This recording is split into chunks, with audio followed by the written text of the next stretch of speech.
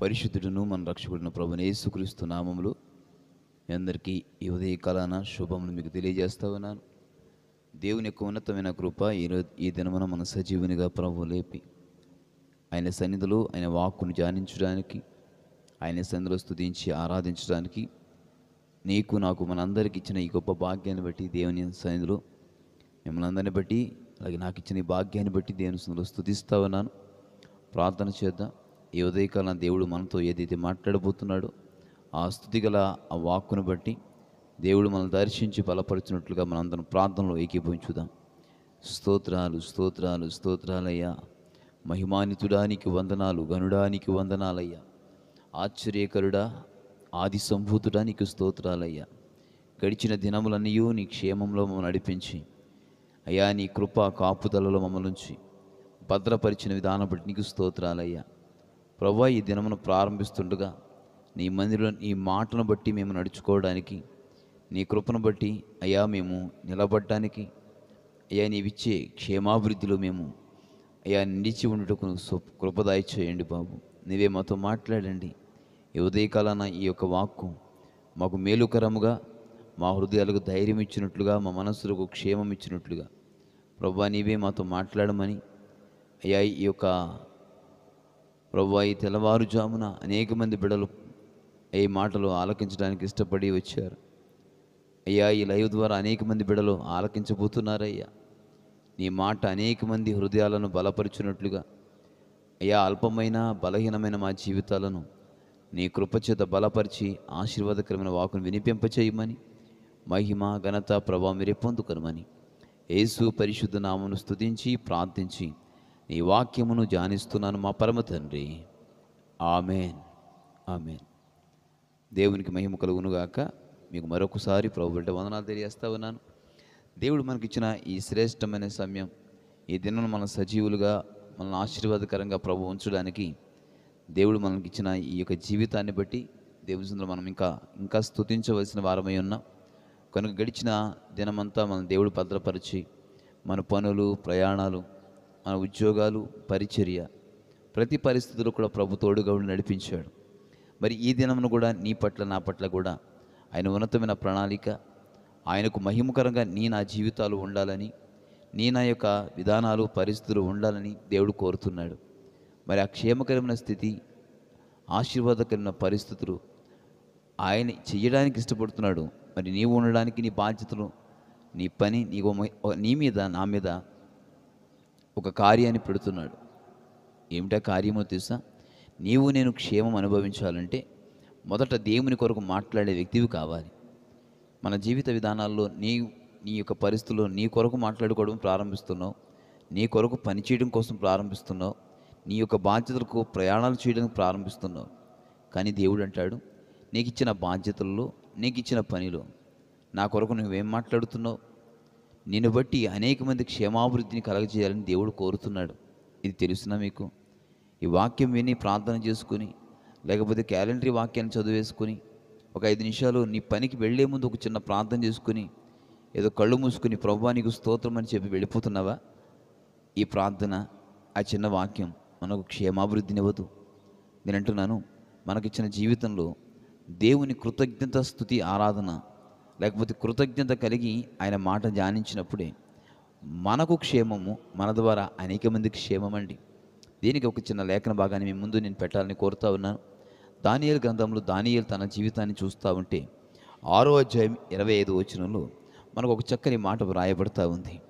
ఏమి రాయబడతా ఉందంటే 25వ వచనంలో చూస్తే, అప్పుడు రాజుకు దర్యావేషు లోకమంతటా నివసించు సకల జనులకు, రాష్ట్రములకు, ఆయా భాషలు మాట్లాడే వారికి ఇలాగు వ్రాయించను, మీకు క్షేమాభివృద్ధి కలుగునుగాక. నా సముఖన నియమించిందేమనగా, నా రాజ్యంలో సకల ప్రభుత్వముల యందుండు నివాసముల దానియేలొక దేవునికి భయపడుచు ఆయన సముఖన వణుకుచుండవలెనను. ఆయనే జీవముగల దేవుడు, ఆయనే యుగయుగములు ఉండువాడు. ఆయన రాజ్యము నాశనం కానేరదని, ఆయన ఆధిపత్యము తుదమట్టుకు ఉండును అని ఒక చక్కటి యొక్క చట్టాన్ని, ఒక చక్కని వాక్కును ఒక రాజు ప్రకటన చేస్తా ఉన్నాడు. అనేక దేశాలకు, రాష్ట్రాలకట. ఎందుకు ఒక దానియేలును బట్టి ఈ యొక్క కార్యం, ఈ యొక్క వాక్కును విడుదల చేశాడు? ఒక మాట మనం చాలా జాగ్రత్తగా ఆలోచించుదాం. ఇక్కడ రాయబడుతున్న మాటల్లో దానియేలు 6వ అధ్యాయం మనం మొదటి నుంచి చూస్తూ ఉంటే, దానియేలుని ఒక ప్రధానునిగా, రాజు తర్వాత ముగ్గురు ప్రధానులు ఉంటారు ఆ దేశంలో. ఆ ప్రధానుల్లో దానియేలుని ఒక విలువైన, ఒక ప్రాధాన్యత కలిగిన ఒక అధికారానికి అప్పగించబడినప్పుడు, ఇక్కడ రాయబడుతున్న మాటల్లో నేను అంటాను, దానియేలుకు అప్పగించబడిన పనిలో బాధ్యత కలిగి ఉన్నాడు దానియేలు. ఎంత బాధ్యత కలిగి ఉన్నాడంటే, ఆ బాధ్యత ప్రజలకు ఏ చట్టం అయితే రాజు దగ్గర నుంచి వచ్చిందో అది సంతకం పెట్టడానికి, ఆ బాధ్యత నిర్వర్తించడానికి దానియేలు సిద్ధంగా ఉన్నాడు. ఏమిటి ఆ చట్టము? ఏ దేవునికి ఆరాధించకూడదు, ఏ ప్రతిమలకు నమస్కరించకూడదు, ఏ దేవుడని అనిన వానికి మనవి తెలియజేయకూడదు. ఇది చట్టం. దానియేలు కొరకు, ఒక్కని కొరకు ఆ చట్టాన్ని తన వెనక కుట్ర పొన్నుతున్న అనేక మంది శత్రులైన వారు ఆ చట్టాన్ని ప్రకటన చేయడానికి అది రాజు దగ్గర నుంచి సంతకము చేయబడి దానియేలు పట్టుకోవాలన్న ఒక్క ఆలోచన ద్వారా ఈ యొక్క చట్టాన్ని తీసుకొచ్చారు దానియేలు వెనక ఉన్నవారు. కానీ నేను ఇక్కడ అంటున్నాను, దానియేలుకు ప్రమాదము కలుగుతుంది అని తెలిసినప్పటికీ కూడా తన బాధ్యతను మరువలేదండి. నేను ఇక్కడ అంటాను, నీవు కలిగిన పనిలో నీకు శ్రమ కలుగుతున్నప్పటికీ, నీవు వెళుతున్న నీ ఉద్యోగంలో, నువ్వు వెళుతున్న నీ కుటుంబ బాధ్యతలో నీకు ఇబ్బంది, శ్రమ, బాధ కలుగుతుంది అన్నప్పటికీ, ఒకటి, నీకు అప్పగించిన బాధ్యతను విడిచిపెట్టకూడదు. అది నీకు నష్టము కలుగుతున్నా, నీకు ప్రమాదం కలుగుతున్నా, నేను అంటున్నాను, బాధ్యత కలిగి ఒక సేవ నేను చేస్తున్నాను. ఈ సేవలో అనేక మందిని రక్షించడానికి, లేదా అనేక మంది బలపరచడానికి ఒకవేళ సేవకుడిగా భారం వహించవలసి వస్తే ఆ భారాన్ని ఇష్టంగా నీవు తీసుకోవాలి. ఒక ఉద్యోగంలో నువ్వు వెళుతున్నావు, నీ ఉద్యోగంలో నీ ద్వారా నీ యజమానుడికి, నీ తోటి వారికి ఒకవేళ క్షేమము కలగడానికి నీకు కలిగే పని నీకు భారమే అవ్వచ్చు, నీకు కష్టమే అవ్వచ్చు. కానీ దాన్ని ఇష్టంగా నీవు నెరవేర్తిస్తే నీ ద్వారా నీ ఎదుట ఉన్న, నీ పైన ఉన్న యజమానుడికి కానీ, నీ ప్రక్కన ఉన్న నీ తోటి కొలీగ్స్కే కానీ అది నీతిని, అది ఒక క్షేమాన్ని ఇవ్వగలదండి. అది దానియేలు ఉద్దేశం ఏంటో చెప్పనా? నా ద్వారా నా దేవుని ఘనపరచబడాలి, నా ద్వారా నా దేవుని మహిమపరచబడిన ఒకే ఒక్క ఆశ, ఆలోచన. దాని కొరకు దానియేలు తన ప్రాణమును సైతం పెట్టడానికి సిద్ధపడ్డాడు. తన బాధ్యతల్లో అది ఏదైనా సరే నెరవేర్తించడానికి సంతకము దానియేలు కూడా నెరవేర్తించి పెట్టాను అని రాయబడుతుంది. అయితే నేను అంటున్నాను, ఇదే అధ్యాయంలో మనం కిందకి చాలా జాగ్రత్తగా చూస్తే 4వ వచనంలో అతడు ఎంతటి యొక్క బాధ్యతను వహిస్తున్నాడో తెలిసిన, దానియేలు నమ్మకస్తుడై ఏ నేరమైనను ఏ తప్పైనను చేయువాడు కాడు గనుక దానియేలు తప్పైనను లోపము కనుగొనలేకపోయారు. తన బాధ్యతలు తప్పు లేదు, తన యొక్క నిర్వర్తించే ఆ విధానాల్లో ఏ దోషము, ఒకవేళ ఒక మనిషి యొక్క పాపం, ఒక మనిషి యొక్క పతనాన్ని కోరని వాడు దానియేలు. నేనంటాను, నీ కలిగి ఉన్న బాధ్యతలో నీ తోటి వారికి హాని చేయని స్వభావం కావాలండి. నీవు ఈ రోజున నీవు ఏ బాధ్యత కలిగి ఉన్నా నీ తోటి వారి యొక్క నాశనం కానీ, నష్టము కానీ కలగకుండా చూడగలిగిన మనస్తత్వం నీకు ఉండాలా. ఎందుకో తెలిసిన, దేవుడు నిన్ను ఎందుకు నీకు బాధ్యతలు అప్పగించాడు? అది ఉద్యోగమా, వ్యాపారమా, కుటుంబ బాధ్యతలా, ఒక తండ్రివా, ఒక కొడుకువా, ఒక సేవకుడువా, ఒక సువార్థికుడువా, నీవు ఏదైనా, నేనంటాను, నీ తోటి వారికి క్షేమము కలుగుటకు, నీ దేవుని మహిమ కొరకు నీవు ప్రయాసపడాలి. దానియేలు ఏం ప్రయాసపడుతున్నాడయ్యా? చూడండి, దానియేలు దేవుని స్తుతించుట కొరకు తెగిస్తున్నాడు. దేవుని ఆరాధించడానికి ఎంత చట్టం వచ్చినప్పటికీ దానియేలు తన యొక్క మనస్సును చూస్తే మనం ఇక్కడ ఎంత గొప్పగా మాట్లాడుతున్నాడో చూద్దామా? ఇక్కడ ఏ బాధ్యత వహిస్తున్నాడు? తన దేశం కొరకు ప్రార్థించే బాధ్యత. తనకున్న బాధ్యతను బట్టి, అంటే తన అధికారముని బట్టి ప్రార్థన చేస్తున్నాడు. అధికారం ఉంటే ఈ రోజున ప్రార్థించేవారు ఉన్నారా? గడిచిన దినాల్లో ఎక్కువ ప్రార్థించేవారు, ఎక్కువగా దేవుని స్తుతించేవారు. ఉద్యోగం వచ్చినా, వ్యాపారం వచ్చినా, బాధ్యతలు వచ్చినా ఇప్పుడు ఏమంటారు తెలిసిన, ఖాళీ లేదండి మాకు. బ్రదర్, ఈ ఆదివారం మందిరానికి వెళ్ళావా? ఖాళీ లేదండి బ్రదర్. ఉదయకాలం స్తుతించావా? రాత్రి అలిసిపోయాను సార్. ఇలా వంకలు పెట్టే వాళ్ళు ఉంటారు. దేవుని బాధ్యతను విస్మరించి, అంటే మరచిపోయి బ్రతికేవారు చాలామంది. ఈరోజు సేవ చేస్తున్నావు, నీవైనా వాక్యం చెప్పడానికి ఇష్టపడుతున్నావు, అనేక మందికి బుద్ధి చెప్పడానికి, అనేక మంది హెచ్చరించడానికి ఇష్టపడుతున్నావు. ప్రార్థన జీవితం ఉందా? ప్రార్థన జీవితం ఉంటే ఒక మాట చెప్తున్నా, జాగ్రత్తగా వినండి. ప్రార్థన చేసే వ్యక్తివి నీవైతే అనేక మంది క్షేమాన్ని నువ్వు కోరుతావు. ప్రార్థించే వ్యక్తివి నీవైతే అనేక మందికి భారం కలిగి నువ్వు బ్రతకడానికి భారము కలిగి దేవుని దగ్గర వేడుకుంటామండి. నేను ఇక్కడ అంటున్నాను, దానియేలు బాధ్యత కలిగి ఉన్నప్పటికీ అక్కడ తన యొక్క కార్యం ఏంటి తెలిసినా, తన తోటి ప్రజలకు క్షేమాభివృద్ధి కావాలని ఆశపడుతున్నాడు. అందుకని ఏమి చేస్తున్నాడు? 10వ వచనం తెలిసినా, ప్రతి దినం అనుదినం ఏం చేస్తుంది తెలుసా? ముమ్మారు దేవుని దగ్గర ప్రార్థన చేస్తున్నాడు. ఎంత బిజీ అండి దానియేలు గారికి! తన దేశంలో కొన్ని రాష్ట్రాల మీద ఒక నాయకుడిగా అధికారిగా ఉన్నాడు. ఏం చేస్తా ఉన్నాడు? ముమ్మారు ప్రార్థన చేస్తున్నాడు.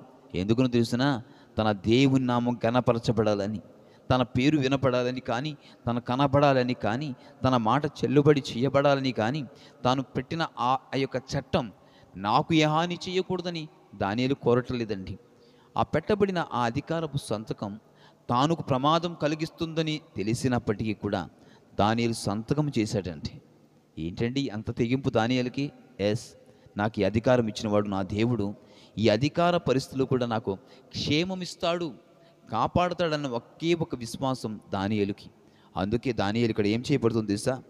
దేవుని ఎదుట యెరూషలేము తట్టును తెరవబడిన తన దేవుని ప్రార్థన చేయుచు ఆయన స్తుతించుచుండెను. ఆ స్తుతి దానియేలుకు ప్రమాదకరంగానే మారింది. కానీ ఇక్కడ రాయబడుతున్న మాటలో మనం చాలా జాగ్రత్తగా మనం ఆలోచిస్తే, అది 6వ అధ్యాయంలో మనం చాలా ఒక ఉన్నతమైన కార్యం ఏంటి తెలుసునా? చూడండి 23వ వచనంలో, రాజు ఇందును గూర్చి అతి సంతోషభరితుడై దానియేలును గృహంలో నుండి పైకి తీయుడని ఆజ్ఞేయగా బొంట్రోతులు దానియేలును బయటకు తీసిరి. అతడు తన దేవునియందు భయభక్తులు గలవాడై ఉందున అతనికి ఏ హానియు కలగలేదు. ఏంటి చట్టము? ఏ దేవుడినైతే ఆ దినాలలో, ఆ 30 దినాలలో ఏ దేవుడిని ఆరాధిస్తే ఏం చేయబడతారు? నిశ్చయముగా సింహాల గుహకు అప్పగించేస్తారు. ఆ చట్టం వచ్చిన దానియేలు మాత్రం స్తుతించడం మానలేదండి. ఎందుకు అంత తెగించాడు? ఎందుకు తన ప్రాణాన్ని పెట్టాడు అక్కడ? ఎందుకు తనను తెగిస్తున్నాడు? అమ్మో, ఆ సింహాల బారిన పడితే చనిపోతానని తెలుసుగా. ఒక మాట చెప్పనా? తన దేవుడు నిర్ణయించి, దేవుడు ప్రేమించి ఇచ్చిన అధికారంలో, దేవుడు ప్రేమించి తన ఇచ్చిన బాధ్యతలో విస్మరించలేదు దానియేలు. అందుకే తన ద్వారా ఆ ప్రాంతాలకు, ఆ రాష్ట్రాలకు ఏమి కలగజేశాడు తెలుసా? క్షేమాభివృద్ధిని కలగజేశాడు. అంటే తన ప్రాణం పోతుందని తెలిసిన ఒకటే నిర్ణయం, నా దేవుడు నా యథార్థను బట్టి రక్షిస్తాడన్న నమ్మకం. ఈ రోజున ప్రారంభిస్తున్న నా ప్రియ సహోదరుడా, దేవుని సందులో యథార్థంగా బ్రతుకుతాం. నీ యథార్థత అనేక మందికి క్షేమాభివృద్ధిని కలగజేయాలి. నీ మాట అనేక మందికి క్షేమాభివృద్ధి కలగజేయాలి. నీ ప్రవర్తన అనేక మందికి క్షేమాభివృద్ధి కలగజేయాలి. నీ కుటుంబానికి నీ యొక్క ప్రవర్తన, నీ ప్రార్థన విధానం క్షేమాభివృద్ధి కలగజేయాలి. ఒకరోజు ఒక చిన్న బిడ్డ సెల్ ఫోన్తో ఆడుతూ ఉన్నాడు. సెల్ ఫోన్తో ఆడుతూ ఉంటే ఆ తల్లిదండ్రులు చెప్తా ఉన్నారు, బాబు రోజు చెప్తా ఉన్నారు సెల్ ఫోన్ వద్దురా నాన్న అంటే, ఆ బిడ్డ ఏం చేస్తుంది సార్? ఏడుస్తున్నాడు, మారం చేస్తూ ఉన్నాడు. ఆ తల్లి చూసింది, తండ్రి చూస్తున్నాడు, ఎలాగీడికి ఈ బిడ్డకి ఎలా చెప్పాలి? అప్పుడు ఒక నిర్ణయం తీసుకున్నారండి. ఆ బిడ్డ ఆ సెల్ ఫోన్ ఆడుతున్నప్పుడు ఆ తల్లి ఏం చేసింది తెలిసిన, ఒక బుక్ తీసుకొని ఆ బిడ్డ పక్కన కూర్చొని చదవడం ప్రారంభించింది.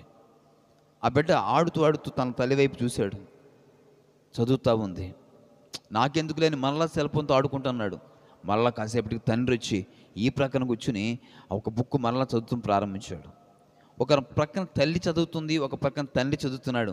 ఈ చిన్నారి బిడ్డ మనసులో ఒకటి వచ్చింది, వీరిద్దరు చేస్తున్న నా తల్లిదండ్రులు చేసే పని, వాళ్ళ పని నేను చేయాలి అని చెప్పి ఈ సెల్ ఫోన్ ప్రక్కన పెట్టి ఆ బిడ్డ కూడా చక్కటి చిన్న బుక్ తెచ్చుకొని బొమ్మలు, ఆ పుస్తకాలు చూడటం ప్రారంభించాడు. నేను అంటున్నాను, మన ఎదుట ఉన్న వారి క్షేమాభివృద్ధి కోసం మన ఇష్టాలను చంపుకుని బ్రతకాలి. మన ఎదుట ఉన్న సంఘము క్షేమాభివృద్ధి కొరకు నీ కోపాన్ని అణుచుకుని బ్రతకాలి. మన ఎదుటన్న సమాజాన్ని క్షేమాభివృద్ధి కొరకు మన ఆశలను, మన ఆలోచనలు చంపుకొని వారి క్షేమాభివృద్ధి కోసం బ్రతికే వారుగా మనం ఉండాలి. అందుకే అపోస్తల కార్యం 20వ అధ్యాయంలో 32వ వచనంలో రాయబడతా ఉంది. చూడండి, ఒక మాట జాగ్రత్తగా ఒక మాటను చూసుకొని ముగించుకుందాం. 20వ అధ్యాయం 19వ వచనం మనం చూడబోతా ఉంటే ఇక్కడ చక్కని మాట రాయబడతా ఉంది. అపోస్తల కార్యములు 20వ అధ్యాయం 19వ వచనం చూడండి. అక్కడ పౌలు గారు కూడా ఏమి చేస్తా ఉన్నాడు తెలుసునా? తాను వెళుతున్న ప్రయాణంలోట 19 యూదుల కుట్ర వలన నాకు శోధనలు సంభవించినను కన్నీళ్లు విడిచుచు పూర్ణమైన వినయ భావముతో నేను ఇలాగు ప్రభువును సేవించుచున్నానో మీకే తెలియను. ఎంత కుట్ర వస్తుందన్న పౌలు గారు ఏం చేస్తున్నాడట? కన్నీళ్లు విడుస్తూ వినయ భావముతో నేను అలాగు ప్రభును సేవిస్తున్నాను. చూడండి అయ్యా, మాదిరండి. పౌలు గారు ఇచ్చేది మాదిరి. శ్రమను అనుభవిస్తున్న ప్రజలకు నేర్పుతున్నాడు మాదిరి. నువ్వేం నేర్పుతున్నావు నీ పిల్లలకు? మాదిరి. కోపాన్న, ద్వేషాన్న, పగన, ఏమి మాదిరిస్తున్నావు నీవు? నేనంటాను ఈ ఉదయకాలన ఈ మాట జాగ్రత్తగా గుర్తించండి. నీ పిల్లలకు నీ ఓర్పుననే మాదిరి చూపించాలి, ప్రేమనే మాదిరి చూపించాలి, కనికరమనే మాదిరి చూపించాలి. అన్నిటికన్నా మరి ముఖ్యమైనది చెప్పనా? ఏది అవసరం వచ్చినా నీ దేవుని వైపు చూపించే మాదిరి కావాలి. నీ పిల్లలకు అది నేర్పించు. నీవు ఆ మాదిరి కలిగి ఉంటే నీ పిల్లలకు అది కలిగి ఉంటుందండి. నీ పనిలో యథార్థత కలిగి ఉండి దేవుని స్తుతించండి. నిన్ను బట్టి అక్కడ ఏం జరుగుతుందో తెలుస్తున్నా? అదే 20వ అధ్యాయం 32 వచనం చూస్తే, ఇప్పుడు దేవునికి కృపావాక్యమును మిమ్మను అప్పగించుచున్నాను, ఆయన మీకు క్షేమాభివృద్ధి కలగజేస్తాడు. బా, ఎంత గొప్పగా మాట్లాడుతున్నాడండి పౌలు గారు. దేనివలన క్షేమాభివృద్ధి కలగజేస్తాడట? కృపావాక్యమునకు మిమ్మల్ని అప్పగించుచున్నాను. సంఘాన్ని అప్పగిస్తున్నాడు కృపావాక్యానికి. దేవుని శిక్షకు అప్పగించట్లేదు పౌలు గారు. వింటున్నారా? శిక్షకు అప్పగించట్లేదు, నిందలకు అప్పగించట్లేదు. పౌలు గారు సంఘాన్ని దేనికి అప్పగిస్తున్నాడు? కృపావాక్యానికి, అంటే బాగు చేయని వాక్యానికి అప్పగిస్తున్నాడండి. కోపానికి అప్పగించట్లేదు, శాపానికి అప్పగించట్లేదు. సంఘాన్ని క్షేమాభివృద్ధి కలగడానికి, సంఘము బాగుపడడానికి, సంఘము పరిశుద్ధాత్మ వైపు చూడడానికి, సంఘం పరిశుద్ధాత్మ కలిగి ఉండడానికి దేనికి అప్పగిస్తున్నాడు పౌలు గారు? కృపావాక్యానికి. కృపావాక్యం ఏం చేస్తుందండి?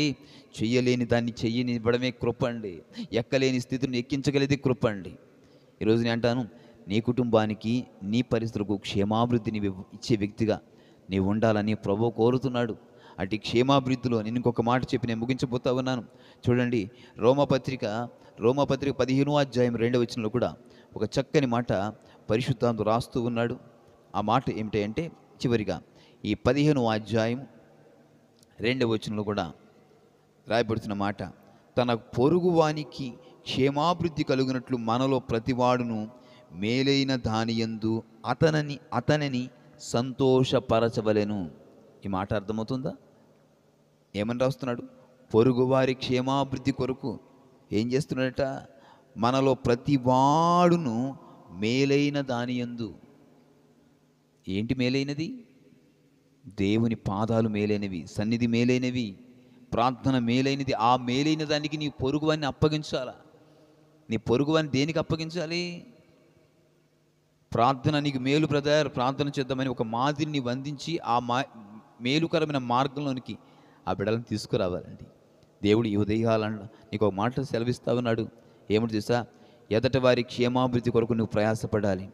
ఎదటి వారి క్షేమాభివృద్ధి కోసం నువ్వు నిందల పాలైనా, కష్టమో నీవు అనుభవించవలసి వచ్చినా, నీ ఎదుట ఉన్న ప్రజల క్షేమం కోసం, నీ కుటుంబ క్షేమం కొరకు, నీ సంఘ క్షేమం కొరకు, నీ ప్రాంత క్షేమం కొరకు నీ యొక్క జీవితాన్ని కూడా పణంగా పెట్టగలిగితే, దానియేలులాగా పౌలు గారు సంఘం కొరకు, ఆ క్షేమాభివృద్ధి కొరకు పౌలు గారు తను తెగిస్తున్నట్లుగా ఈరోజు నా జీవితాల్లో మనకిచ్చిన బాధ్యతలు కూడా దేవుని యొక్క క్షేమాభివృద్ధి ప్రజలు అనుభవించినట్లుగా, నీ కుటుంబం అనుభవించినట్లుగా దేవుని ఎదుట ఆ క్షేమమును కోరే వ్యక్తిగా నీవు నేను ఉండాలని ప్రభు పేరట ఈ ఉదయకాలం నీ మాట కోరుతున్నాడు. ఈ దినాన్ని ప్రారంభిస్తున్నా నీవు మేలుకరంగా, బాధ్యతకరంగా ఉంటున్నారా? నిర్లక్ష్యంగా అయితే నీ పని చేయొద్దు. అది నీ బాధ్యత, ప్రయాణమైనా, నీ పనైనా, నీ ఉద్యోగమైనా, నీ సేవ అయినా, నీ సువార్త అయినా నిర్లక్ష్యం వద్దు. ఎదుటి వారి క్షేమం కొరకు ప్రయాసపడు. దేవుడు నీవు కోరే క్షేమం, నీకు అధికమైన ఆశీర్వాదాన్ని ప్రభు కలగజేస్తాడు. ఇటు వాక్యము మన వెనికిడిలో ప్రభు ఆశీర్వదించబడునుగాక. ప్రార్థన చేద్దామా? ప్రతి ఒక్కరు కళ్ళు మూసుకుందాం, ప్రార్థన చేద్దాం. సకల ఆశీర్వాదాలకు కారణభూతుడా, ఈ ఉదయకాలాన మాతో నీవు మాట్లాడుతున్న నీ మాట మాకు క్షేమాభివృద్ధి కలగజేయనట్లుగా, అయ్యా పొరుగువారి క్షేమం కొరకు అయ్యా మేము పాటుపడి వారిని నీ మేలుకుని అప్పగించినట్లుగా, దానియేలు అయ్యా ప్రజల దేశ క్షేమము కొరకు తన ప్రాణాన్ని తెగించి ప్రార్థన చేసిన వ్యక్తిగా, అయ్యా పౌలు గారు సంఘం కొరకు, క్షేమాభివృద్ధి కొరకు తాను ప్రయాసపడుతున్న వ్యక్తిగా, ప్రభు మేమందరం మా ఎదుట ఉన్న ప్రజల, మా ఎదుట ఉన్న కుటుంబం, మా ఎదుట ఉన్న సంఘం క్షేమాభివృద్ధి కొరకు ప్రయాసపడే అయ్యా తెగించే మనసు, తెగించే శక్తి, మంచి బుద్ధిని బాగు దయచేయండి. ఈ మాటలు వింటున్న మా ప్రియ సహోదరులందరికీ ఈ దినమంతా నీ క్షేమము వారికి ఉండునుగాక. నీ ఆరోగ్యకరమైన హస్తం వారి మీద చాపబడునుగాక. వారి పాదములకు రాయ కూడా తగలకుండా ఎత్తి పట్టుకొనగలిగిన క్షేమం వారు కలిగి ఉందురుగాక అని ప్రార్థిస్తున్నా. నీ కృపాక్షేమం నీ పిల్లల మా అందరికీ దయచేయమని, మహిమ ఘనత ప్రభావం మీరే పొందుకొనమని నజరేయుడైన యేసుక్రీస్తు నామమును స్తుతించి ప్రార్థించి అడిగి వేడుకొని పొందుకొని ఉన్నాను మా పరమ తండ్రి. ఆమేన్. వందనాలండి.